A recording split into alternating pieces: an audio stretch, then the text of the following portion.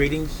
Hello once again. This is Brother Teacher uh, with some information for you. To some, it may be new. To others, it may just be me reinforcing something that you have already heard me say, maybe even others. And to some, it uh, may just simply be a reminder of things that you've heard me talk about in years past and even more recent months. And it's about your health again. Um, First of all, just wanted to make a little footnote here. One of my martial arts students just passed away. He was well past 70, between 70 and 80 years old. And my prayers go out to his family. Mr. Roosevelt Thornton. He had been with me many years, left for a while and came back. And he had some complications since COVID. And he just never fully recovered because he had some pre-existing conditions. That serves oftentimes when someone passes, especially someone close to me, family member, be it blood relative or just a student or friend. It always makes me further reinforce in my heart how important life is, and to be as instrumental in our own health as we possibly can. And oftentimes, more so than not, we don't know what we don't know because we were not given an instruction book when we were children as to what are all of the pros and cons to good health were. And this is something, unfortunately, that we learn, and even fortunately, that we learn through our development as a human being, as a man or woman. So I want to share something with you today, and this is perhaps, I know it's beneficial, but it's perhaps some of the greatest information that you will ever receive. In this platform here where I sit, I have my notes on this card, and I just want to make sure that I don't forget anything. But I continue to make videos, and what I didn't quite cover completely in one, I may pick it up in the next video. But stay close. Some of you may not like what I'm going to say, but you know, it's called tough love sometimes. Even though you may not like what I'm saying, it doesn't change the facts of the matter. Now, there are some things that we've been doing traditionally and historically in our world for hundreds of years. And for those of you that are listening to me right now, if you fall under the umbrella of these things, please take note and take care. And if you care about your life and that of your families, your children, your grandchildren, then I think you should take heed. Because I'm going to touch on some recipes for death, your own death, and how to mitigate a lot of the issues that you might be concerned with or that you might be dealing with, if not now, maybe in the future, but hopefully not as it relates to declining health. So, ladies and gentlemen, sit up here. First thing I'm going to say to you in Brother Teacher style, I love you. I wouldn't be sharing this information with you and taking the time out of my day if I didn't care for those people that are outside of my little world here. So, here we go. These are some things that you need to pay attention to. They're so basic, they're so fundamental, and we ignore them. I guess sometimes when we become ill, when we are diagnosed with cancer or some form of disease, we wonder why, we wonder how, and we wonder when this thing occurred to us.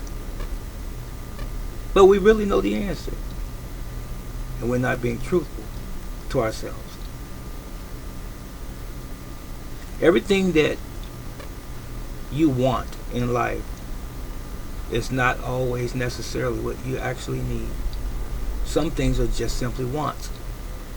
They appeal to taste, they appeal to feeling oftentimes, but feeling can be fooling. And I'm speaking in terms of drugs in that respect. You know, it feels good to drink your occasional drink, your friends that you like to gather with on the weekend or every once in a while, special occasions and things like that. It feels good, you know, the social events.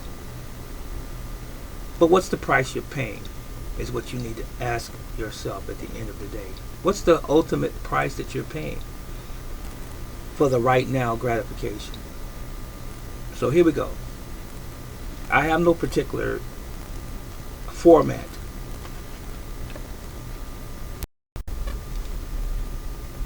So now, let me tell you that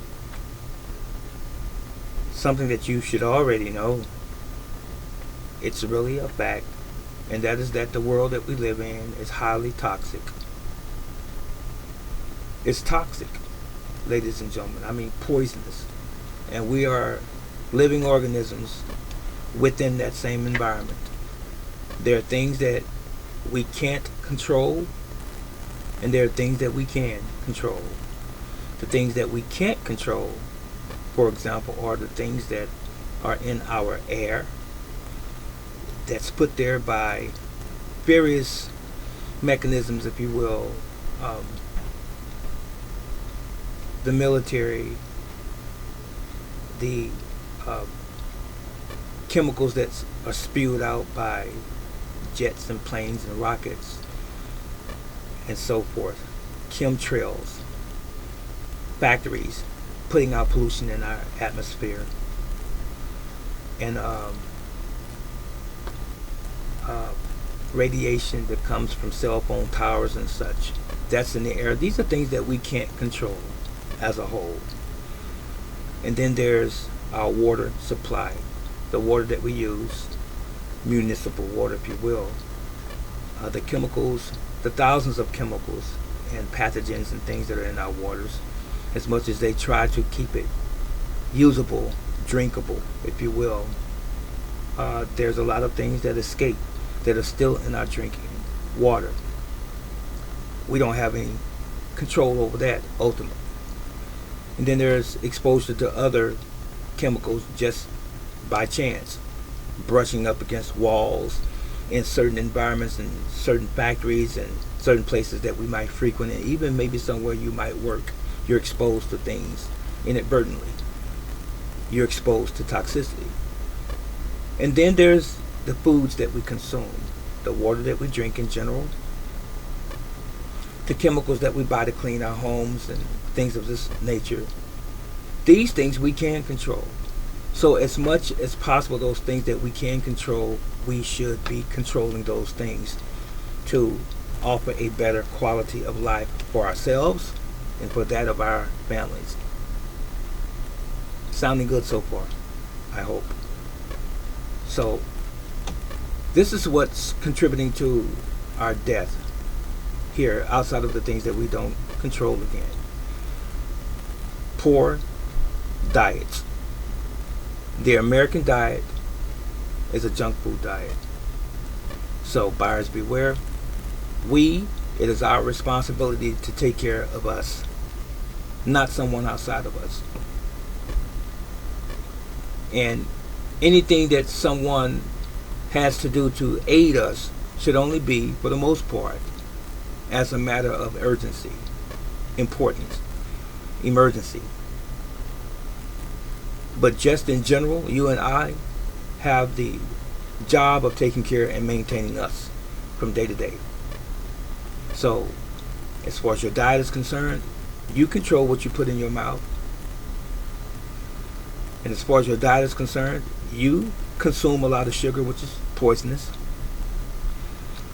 You consume a lot of processed foods, packaged foods, and even restaurant foods. You consume a lot of highly saturated fats in your foods. You do. You determine what you drink. You do sugary beverages and so forth. So our diet is one of those things that's contributing to our ill health and ultimately our death. Poor sleep, first, second, third shift on jobs and in between, going against the circadian rhythm that was designed by nature for us to sleep at a certain time, rise at a certain time, and come down at a certain time. We've broken that. Not getting regular, steady sleep consisting of REM, rapid eye movement, as part of that sleep pattern. Sleeping in complete darkness with no blue lights coming from computers and cell phones and televisions on and lamps on and things of this nature and music playing. That's disrupting your sleep. And it's also causing health problems. No exercise. Ladies and gentlemen, this is a kicker here. When did we ever believe or start believing that we don't have to exercise anymore after we're no longer children? Now you can see that what I'm saying makes perfectly good sense if you look around and see that over 50% of the population in America is fat or obese. You got the donut around the middle. That is a precursor to diabetes. Doctors will tell you that. And various other conditions. Back problems, joint problems, and so forth. That was that. You must exercise. So that's a recipe for death as well. Lack of exercise. Excess stress. Now we're going to always have stresses that we can't control again, as I aforementioned. But what about the stresses that you do control? What stresses are those, ladies and gentlemen? Worrying about things that have not happened. Those are stresses that you induce, that you bring upon yourself. If it hasn't happened, just something to think about. Those stresses. Putting yourself in environments with people who don't care or love you, that's supposed to be your friends and family. Those are stresses that you can control. You just haven't or you won't. Don't have the courage to. Think about that one. Brain stimulation. That's another thing that causes Alzheimer's, other forms of dementia, and Parkinson's disease and so forth. Stimulation of the brain. How do you get that, brother teacher? You exercise your brain. Read something good on a regular basis. Listen to some positive messages. Listen to some motivational speakers. Get out and listen to some good, meaningful music. I'm serious. Stimulate your brain. Find a hobby. Do puzzles. Put models together. Go out and join a bridge club if you're a woman or what have you. Join a chess club. Something to stimulate your brain. You just can't sit around existing, is what I'm getting at. You're going to die a quick death. So now, here's another one. You know this already. I'm going to say it again. You know this already. Why are you smoking? Do I really need to go down this rabbit hole with you? Why are you smoking cigarettes? What is that? Russian roulette game? You just spinning the wheel, seeing if you're going to fall under that thing called cancer. Somebody does, and somebody has, and someone has died. And many someones have died. Stop smoking. Okay, what else? Alcohol. I know, that's a big one too.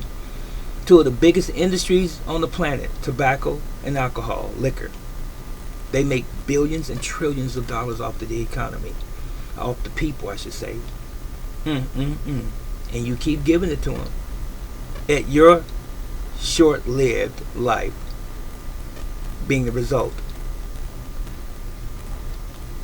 So what am I saying about alcohol? Not simply because I don't drink and not simply because I don't smoke.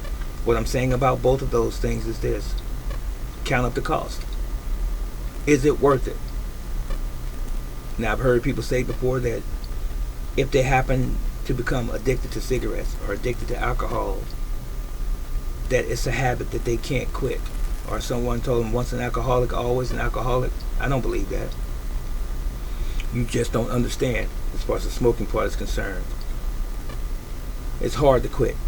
Not impossible. Note that they said it's hard to quit, not impossible. But you can if you really want to, but you don't want to. Because you like that feeling right now. But years later, you are in the ICU in the hospital. You're on life support. You have a nasal cannula in your nose for oxygen because you can't breathe. You have lung problems, lung cancer. So is it worth it? Honestly, just because you was not the person that died yesterday of lung cancer don't mean that you won't be that person tomorrow or next year. Is it worth it? What about cirrhosis of the liver from drinking? Your body was not made to drink alcohol. It was not, because it has to be processed through your liver. And I have 2 friends close to me that just passed in the past year of cirrhosis of the liver from drinking. You know, cancer just didn't pick those 2. Everyone is susceptible if you're drinking. It's just a matter of time. What does your liver look like right now? Do you know? What do your lungs look like right now? Do you know? It is stupid. It is foolish to assume. Listen to me. It is foolish and stupid to assume that you can put anything in your body that's a poison and think that you're going to get good results. Is that what you're thinking? It's a wake-up call, ladies and gentlemen. You can put any kind of poison in your body. We already know about what's in the atmosphere and the water that we don't control and other chemicals and things outside of us. But the things that you're putting into your body, even drugs, even marijuana, they're affecting you in a negative way while you're exchanging that for the gratification today, the good feeling today, the buzz today, the high today. I feel good today. I'm mellow today. But you're dying tomorrow. Can you say insanity? And we know about pharmaceutical drugs. Pharmaceutical drugs, they have a place only in emergency medical situations. I'm going to say it again. Emergency medical. Why do you use these every single day? I need a Tylenol, an ibuprofen, an Aleve, an Excedrin, a Motrin, a Bayer aspirin, all of these other things. Why do you need all of these things? For what? Things that you've caused your body to undergo? Have you checked it out? Hello? Have you checked it out? Why do I have a headache? Why is my stomach cramping? Why do I have indigestion? Why is my gut feeling not so well? Why do I have this IBS, irritable bowel syndrome, leaky gut, Crohn's disease, diverticulitis, and associated things, colitis, and so forth? Why do I have these issues? Your health begins and ends in your colon. You didn't know that. You didn't know that 80 to 85% of your gut bacteria is supposed to be beneficial, right? Did you know that most of your immune system is in your large intestine? Most of your immune system is in that gut. Yes, your colon. It is. That's the center of most of your diseases. What you put in the body. Yes, sir. Yes, ma'am. It is. So now, here's some things that you should be doing to detox. Now, understand that since we are in a toxic environment, world, even if we are presumably healthy, we still cannot stave off the toxins that we're exposed to that we have no control over. So we have to still detox at some point in time, even though we are healthy. Detoxing is not just for people who are in bad health. Detoxing is for people who are in good health, who are trying to maintain that same good health. So here we go. You need to make sure that you have a high fiber diet to push the waste out. You need to make sure that you have good urination. What do I mean by that? I mean keep drinking regular fluids, primarily water, so that you go to the bathroom when you're supposed to push the waste out that way. And avoid constipation by consuming again those high fiber foods, right? Eating the proper combination of foods. You should have a bowel movement 2 to 3 times a day. If you're eating regular throughout the day, you should. A bowel movement once a week, 2 times out of 2 weeks, nope, you're constipated and you're not in good health. And what you're doing is welcoming some more health issues. So you have to go to the bathroom. Now, I did mention detoxing. You should detox occasionally because of the toxins that are already around us, right? And the things that you consume. If you don't have the most perfect diet or close to the most perfect diet, you need to detox a couple times a week, once every 2 months, maybe once a month for some. Depends on how bad you are. You need to detox, get the stuff out. Okay, filters in your home, water filters. Your bathroom sink, they make filters for those. Your kitchen sink, they make filters for those. Your shower head in your bathroom, they make filters for that. And also, as much as you possibly can, make your way to a sauna and sweat. That is another way to get the poisons out of your body, through a sauna. Yes, a couple times a month. It's really good. Now, I've touched on fiber, urination, bowel movements, sauna, and I did mention exercising on a regular basis, which is going to speed up your metabolism, strengthen your heart. It's going to help your circulation. Also, it's going to make you sweat as well. Nothing like the sauna, though. Now, and I mentioned the filters in the home. The last thing that I'm going to touch on are shoes in your home when you have carpet. When you are in your home, you don't need to be wearing outdoor shoes in your home.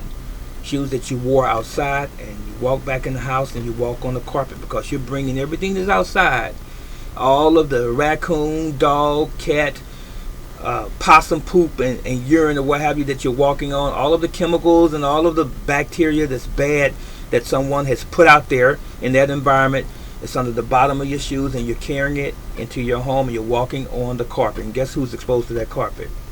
Your children, your little kids, your grandchildren, your babies, and even your own indoor pets, your cats and dogs. They're exposed to that. And you, if you're lying on the carpet as well, you're picking it up. And when you walk across your carpet, you're picking that up and carrying it throughout your house. You ever think about that?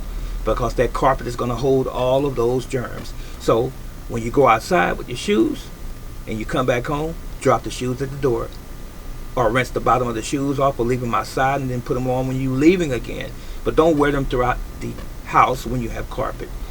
Don't track on top of the carpet is what I'm saying. Hard wood floor or solid floor is a different story.